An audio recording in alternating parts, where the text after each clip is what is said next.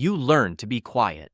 Not because you were shy, not because you had nothing to say, but because you figured out very early that your presence, your needs, your feelings, your voice did not change anything. Nobody came, nobody asked, nobody noticed, and so you disappeared. Quietly, completely, on purpose. If that sentence landed somewhere deep in your chest, stay with me, because what happened to you in those years did not just pass. It shaped you. It is still shaping you right now. And by the end of this video, you will understand exactly how, and more importantly, what you can do about it. There is a specific kind of childhood that leaves no visible scars, no dramatic stories, no obvious villains. Just a child sitting at the dinner table while the adults talk around them. A child who brings home a drawing and sets it on the counter, and no one picks it up. A child who cries in their bedroom and waits, and waits, and eventually stops waiting. Psychologists call this emotional neglect. And unlike physical neglect, it is invisible. There are no bruises, no evidence. Sometimes the parents were not even bad people. They were just absent. Emotionally, mentally, consistently absent. And the child, you, made the only logical conclusion available to a young mind. I am not important enough to be noticed. That conclusion, made at 5 or 7 or 9 years old, becomes a belief. And that belief follows you into every room you walk into for the rest of your life. Here is what emotional invisibility actually does to a developing brain. When a child is consistently ignored, the nervous system adapts. It learns that expressing needs leads to nothing, or worse, to disappointment. So it stops signaling. The child becomes what researchers call hypo-responsive to their own emotional states. In simple terms, they learn to not feel what they feel, to override their own internal signals. This is not weakness. This is survival. But survival mechanisms do not turn off when the danger is gone. They become personality traits.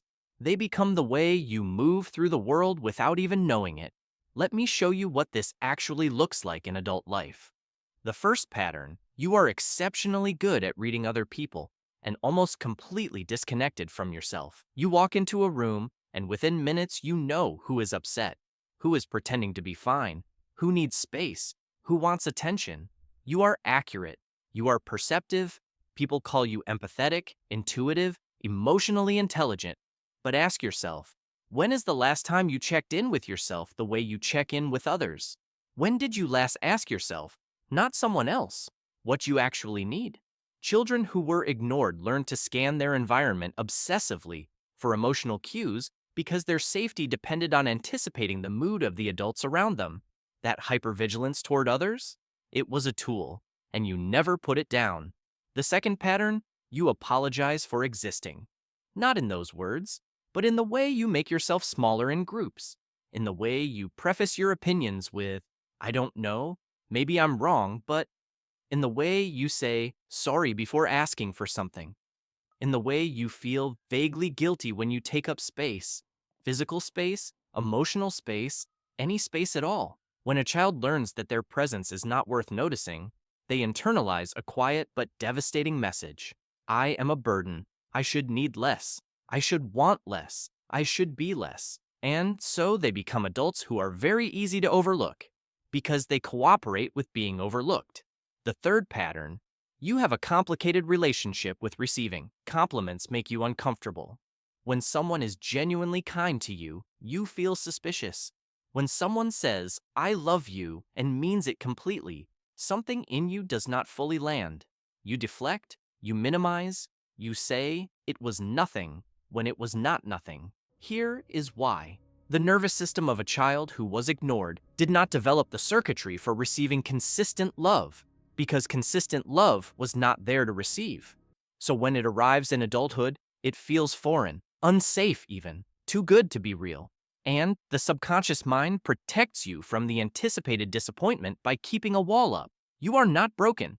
You are adapted to an environment that no longer exists. The fourth pattern, you are deeply afraid of being a burden, and so you become the person who carries everyone else. You are the one who shows up, the one who listens for hours, the one who remembers people's problems, checks in on them, hold space for them. And you do this genuinely. You are not performing. You care, but there is also something underneath the caring. A quiet, old belief that says, if I stop being useful, I will become invisible again. If I have nothing to offer, no one will stay. This is not generosity alone. This is protection, and the cost of it is enormous. Because you spend your entire life filling other people's cups while yours runs empty, and you do not even notice until you collapse. Now, here is the part that most people do not talk about. Children who were ignored often grow up to become some of the most remarkable people in the room. They are the quiet leaders, the ones who notice what others miss, the writers who describe feelings that other people could not name, the therapists, the artists, the friends who show up at 2 a.m. without being asked twice. They developed something in that silent bedroom, in that invisible childhood, a depth of inner life that most people never build. Because when the external world does not reflect you back, you are forced inward. You develop a rich, complex inner world. You become interesting to yourself because you had no choice but to be. And that is not nothing. That is actually extraordinary. But here is the twist. All of that depth, all of that capacity, it is being used in the wrong direction. You give it to everyone except yourself. You see everyone except yourself. You take care of everyone except yourself. The child who was not seen grew up and started making sure everyone else felt seen, while still not seeing themselves.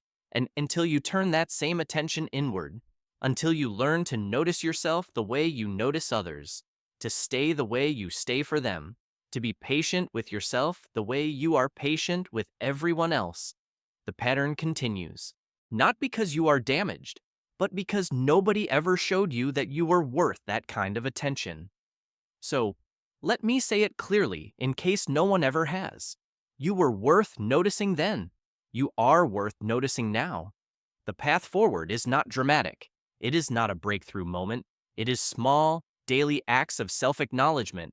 It is pausing before you apologize and asking, did I actually do something wrong? Or am I just uncomfortable taking up space? It is letting a compliment land fully, without deflecting.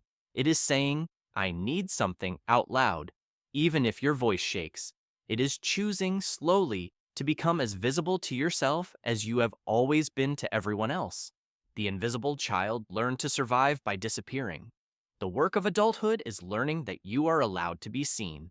You always were. Once a day, ask yourself one question. What do I actually feel right now? When someone offers you kindness, pause. Take a breath, let it in. You were never too much. You were just given too little. The end? Subscribe, please.